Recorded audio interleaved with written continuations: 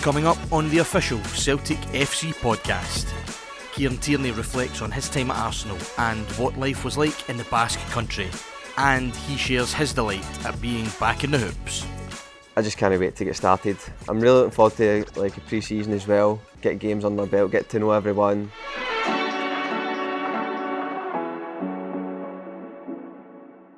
Hello and welcome to the official Celtic FC podcast from Portugal. I'm delighted to be joined by Kieran Tierney. Kieran, how are things? Brilliant. Been a great start the last few days. Buzzing to get back in and meet all the boys, all the new ones that I've not met.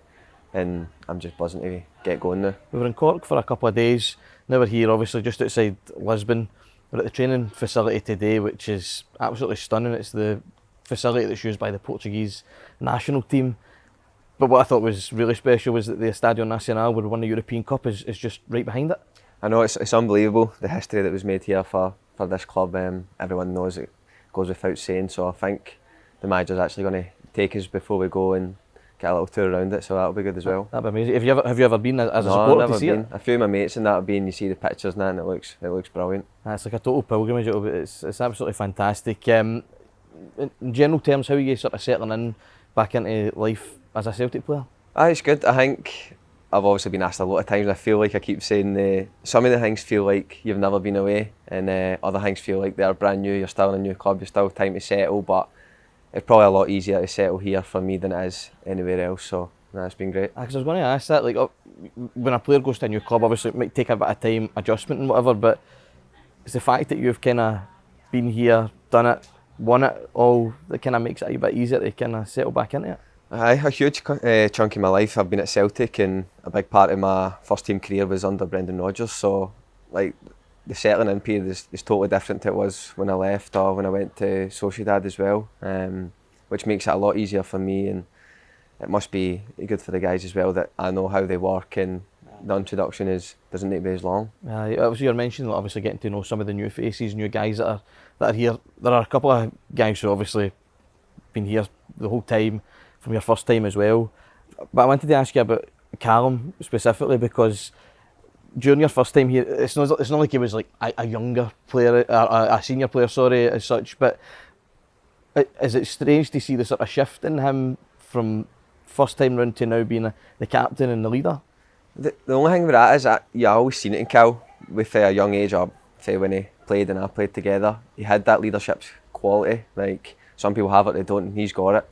And I was always with the Scotland squad as well when he was there, so I could see it. Although I wasn't playing with him week in, week out, I could still see that he's got that leadership skills, and what he's done for the club. He's an absolute legend, what he's won and how he drives the team on, and seeing it again now first hand is unbelievable. Did you always think that he'd be the natural successor when Scott kind of gave it up? Yeah, I think so, and I think most people would think the same. It would be natural for it to be Callum, and I think he's proved everyone right, to be honest, at how well he's done and what he continues to do for the club. And you've also got Jamesy as well, who in the time for last season he becomes Celtic's most decorated player, which is just something that, even saying that, is remarkable. You know, like in this day and age we're talking about somebody who is at legendary status like that. Exactly, and I said it to him on the bus the other day. I was like, do you not just sit and think about that every single day, that you're the most decorated player? He's like, nah, don't think too much about it. But that's just how humble he is. Like, he just keeps working hard, keep going. For to be at Celtic this long is absolutely incredible. What about yourself, like in terms of like in the dressing room, you know, talk about Callum, he's got this kind of natural aura of leadership and about him, and he's vocal. Is that what you like in the dressing room as well? Are you a bit different? I wouldn't say I'm as vocal as Cal. I think there's different ways I would like to show my stuff, just by working hard and setting examples kind of that way. Different people are quieter, louder, more vocal, whatever, but for me I'm more focus on working hard and being professional and doing the right things and doing as best as I can. Brilliant, and it's obviously fantastic you're back. We'll talk a wee bit about, you know, the Celtic side of things as we go on, but I just want to go back to the time when you left Celtic in 2019, when you initially went down to Arsenal, down to London. How did you adjust to life there? Was it a big switch, a big change for you? It was hard, to be fair, the first few months especially, and then COVID happened straight away, so it wasn't the ideal start, but it makes you grow up quick. You're learning a whole new culture, a new club, because the only club I'd ever been at was Celtic from 7, so it was totally different, a new change, but I enjoyed the challenge. And that season actually finished well with the FA Cup and that, so it was a good challenge to start, and after that kind of season I felt settled in. Were you conscious of that in your own mind, that, because I was going to say that, ask you about that, you know, COVID happening, obviously it was a nightmare for everybody, but in your own circumstance, you know, to be going down there, like you say, the first time that you've been away from Celtic, and then to have that happen, did you have that kind of moment, just a word with yourself to say, I'm just going to have to accept this and deal with it? It wasn't too bad. It just made some things difficult for like your family coming visiting or going home and stuff like that. But like, COVID obviously affected a lot more people than it did me. But it was just one of the things where you can't see your family for a long period of time, and if you're not used to being away, that can be hard. But football side, it didn't change too much. Obviously the stadiums were empty and stuff, but it didn't make anything more difficult football wise. It was more in the family side of things. And obviously you mentioned on the football side of things, that season ends on a high for you, win the FA Cup. What's your memories of the final? It's weird because it's an empty Wembley.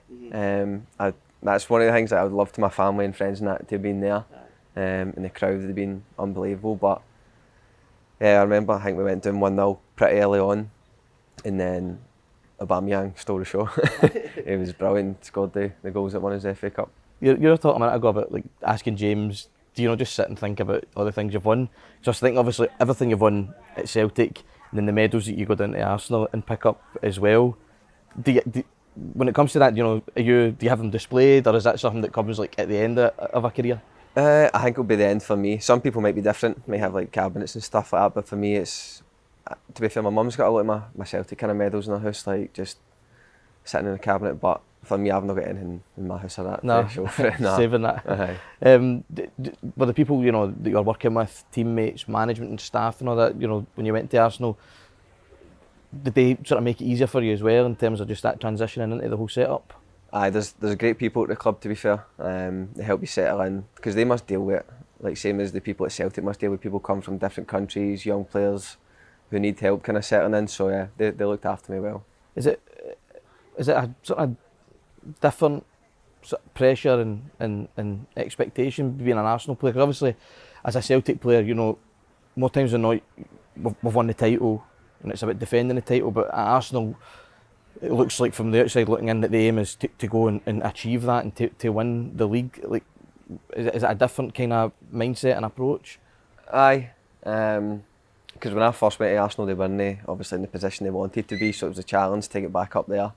And we took our time, to be fair. We took a couple of years, not finished Champions League spots, and then you could see it getting better and better. And I think you can see now that how far they've came, and they're close to winning kind of everything they go in for now. So they've come on since I joined, and now it's night and day. Yeah, we were mentioning as well a minute ago about the time at Real Sociedad.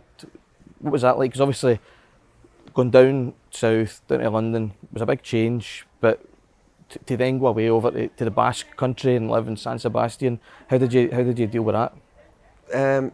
That was easier than moving to London was, to be honest. I think moving away from Celtic and Scotland would have always been the hardest move for me, and I think anything after that would have been fine, like a canter. So I done that, moved, and I knew, you always know it's a year, it's a loan deal, so whatever happens, you know you're kind of coming back. But the Basque country is beautiful, like lovely people, amazing club, like I love the club, and special memories as well. So that was a great time of my career as well. Because they're a very sort of proud people, and if I'm reading about Real Sociedad, the fans, kind of like Celtic in that sense, the fans are the lifeblood of the club. Was that your kind of experience as well?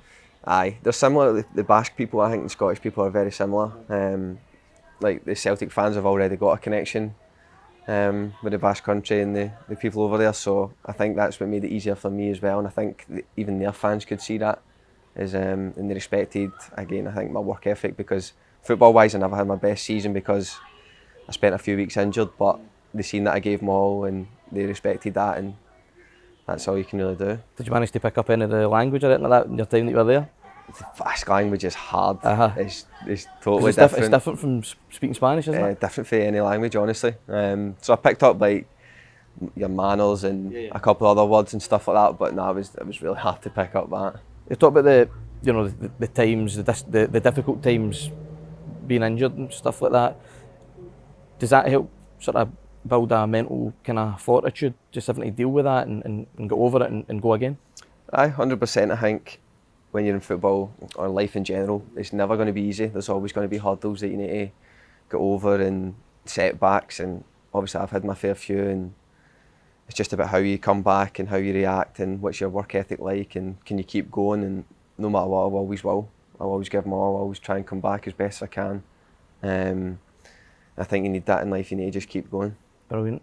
And obviously you're here now with us back in the hoops. It was a few sort of months of build up before the announcement came, but initially when it became apparent that you were going to come back, you must have been getting inundated with messages for Celtic supporters and family and friends and stuff. Aye, it's amazing though, like it's the club that I love, all my family and all my friends, like it's been a huge part of my life and always will be.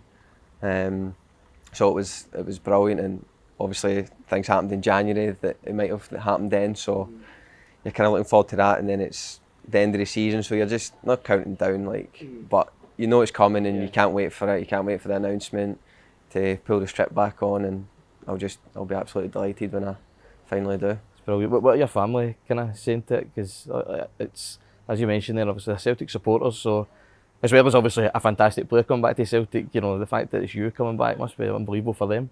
Aye, they're so proud, and they always are, but I think coming home is something special, because it's the dream that I worked towards all my life, so to come back is amazing, and I think, if I'm being honest with myself, it's always a matter of when, and everything fell into place now, and it's been perfect, and I'm absolutely delighted to get it done, and I just can't wait now to get back in action. It's brilliant to hear. I mean, am I right to say, have you been back up to Celtic Park in the years that you had been away? No, I've never been to a game at Celtic Park. No, I went to Hampden for the semi-final. Unfortunately, didn't win that game, but that was the only game I got back to, because the schedule when I was away as well is just as mental. So I mean, it's just, I know we're talking about like the excitement, anticipation building, but like for yourself, like the anticipation, the excitement about walking back up that tunnel again, and being home, it must be just off the chart.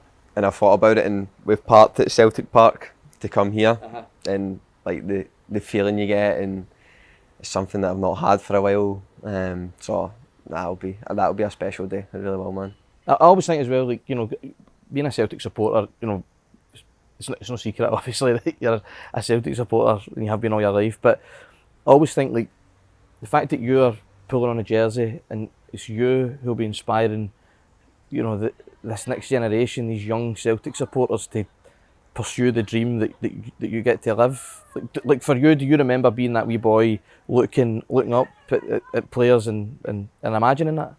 You would be starstruck if you seen a player, and if they walk by, even if I was at Lennoxtown as a young boy and you seen some players walk by, you'd be starstruck, you'd be asking them for photos and that.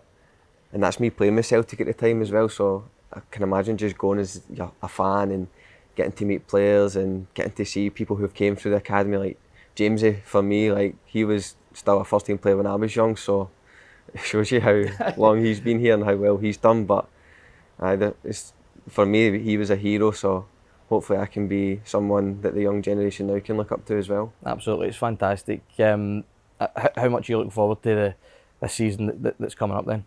I just can't wait to get started. I'm really looking forward to like a pre-season as well, get games on my belt, get to know everyone, back in the system that we play here. So yeah, I'm looking forward to everything. I'm not wishing one day away. And obviously we'll be here for another good few days, but a lot of intense work. But is that intense work, when you're successful, it's just that's what makes it worth it, is it? You need it. I think at the start of the season you need it.